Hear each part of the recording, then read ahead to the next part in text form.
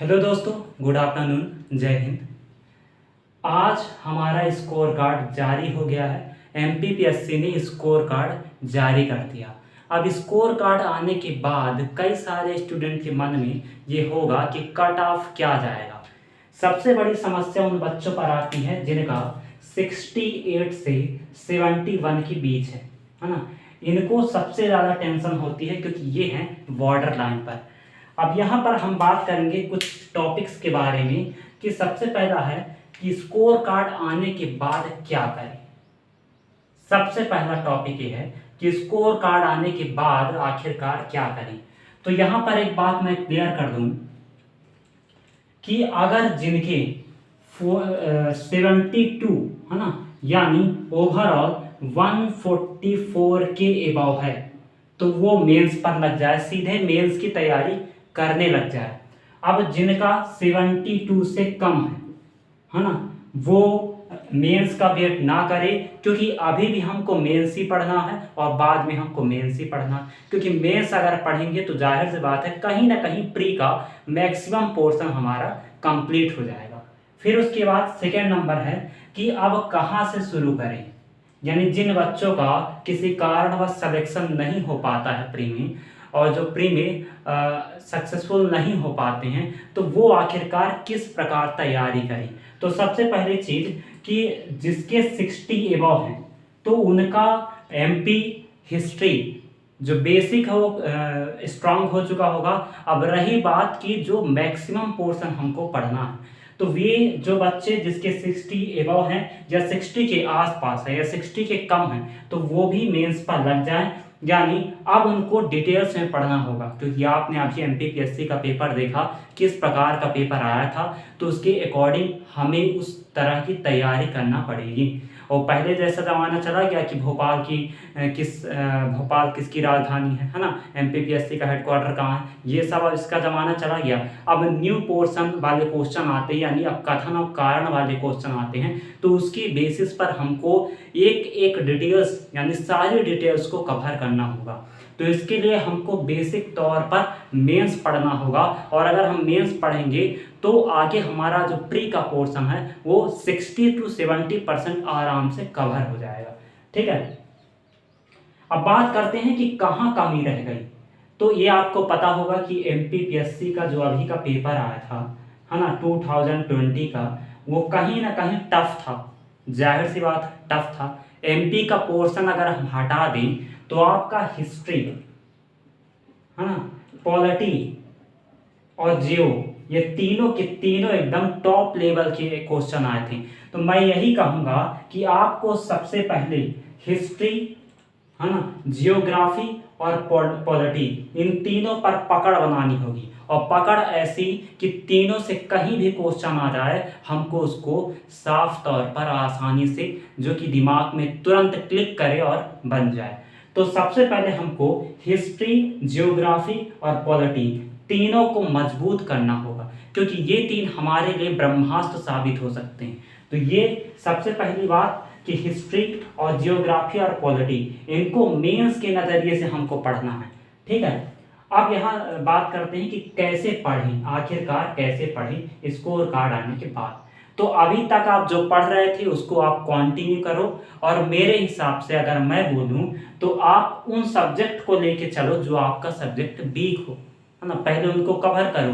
क्योंकि जो ऐसा होता है कि जो हमको जो चीज़ पसंद होती है, जो हमारा सब्जेक्ट स्ट्रांग होता है, उनको पढ़ने में मज़ा आता है। लेकिन जो सब्जेक्ट हमको पसंद नहीं होता, फॉर द एग्जांपल जैसे साइंस हो गया, और जिस सब्जेक्ट में हमारी दिलचस्पी नहीं होती है तो उसको पढ़ने का मन भी नहीं करता।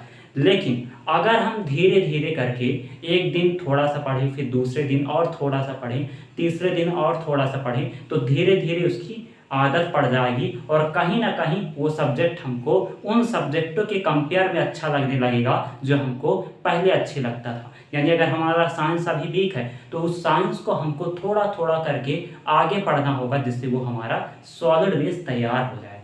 ठीक है, अब यहाँ पर रणनीति क्या निर्धारित करें। तो रणनीति निर्धारित करने के लिए मैं आपको एक सरल तरीका बताता हूँ। देखो, सबसे पहले बात, आपको पर डे है ना, पर डे 3 सब्जेक्ट लेकर चलना होगा।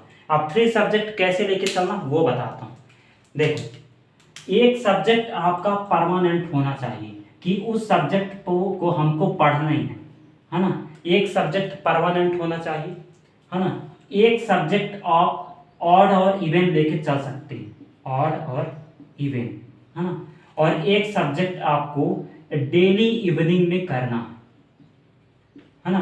फॉर द एग्जाम्पल, जैसे हिस्ट्री आपने उठाया, ठीक है, हिस्ट्री आपने उठाया तो इस हिस्ट्री को आप एक परमानेंट सब्जेक्ट लेके चलो तब तक जब तक ये कंप्लीट नहीं हो जाता। यानी पर डे हमको हिस्ट्री पढ़ना ही पढ़ना है, ये हमारा परमानेंट सब्जेक्ट है।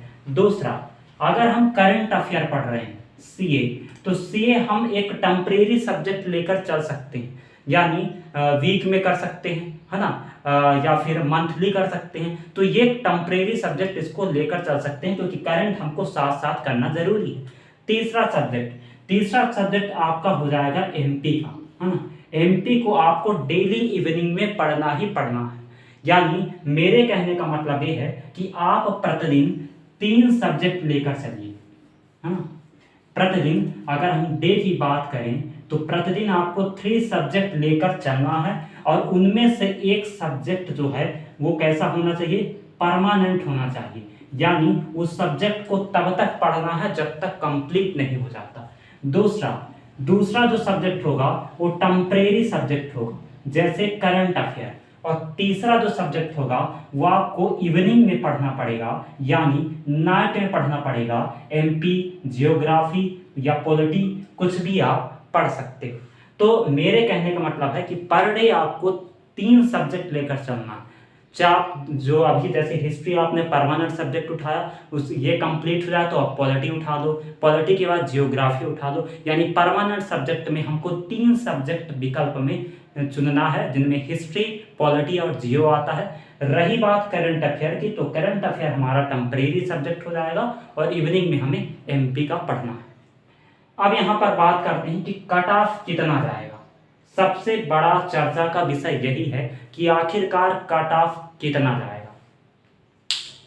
तो देखो, यहाँ पर सबसे पहली बात ये आ जाती है कि अगर हम यहाँ पर पेपर की कंपेयर करते हैं, पेपर की कंपेयर ऐसे करते हैं, जैसे समझो यहाँ पर ये लिखा है कि एमपीपीएससी 2018, एमपीपीएससी 2019 और एमपीपीएससी 2020, इन तीनों सब्जेक्ट के क्वेश्चन पेपर आप देख लेना। सबसे इजी आया था 2018 का, इससे थोड़ा टफ आया था 2019 का, और कहीं ना कहीं और ज़्यादा टफ आया था 2020 का। अब यहाँ पर ध्यान दे रहे होंगे कि 2018 में कुछ क्वेश्चन ऐसे थे जो कि गलत थे, है ना, तो उनको डिलीट कर दिया। अब डिलीट करने पर क्या होता है कि कट ऑफ थोड़ा सा गिरता है, लेकिन अब 2019 में नियम चेंज हो चुका है। नियम ऐसा चेंज हो चुका है कि मान लीजिए अगर किसी क्वेश्चन में 2 ऑप्शन है, फॉर द एग्जाम्पल जैसे मैं आपको ये बताऊं, एक सेकेंड इसको मिटा दो फिर आपको समझाता हूं।